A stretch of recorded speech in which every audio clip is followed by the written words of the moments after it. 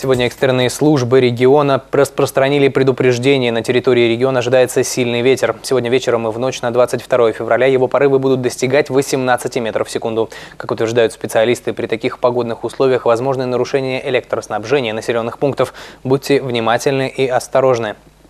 Региональное управление МЧС призывает водителей не парковать машины под деревьями и рекламными щитами, а пешеходам и вовсе обходить их стороной. Правила безопасности несложные, а в случае обнаружения порывов на линиях электропередач не приближаться к ним, а сообщать о неисправностях в оперативные службы.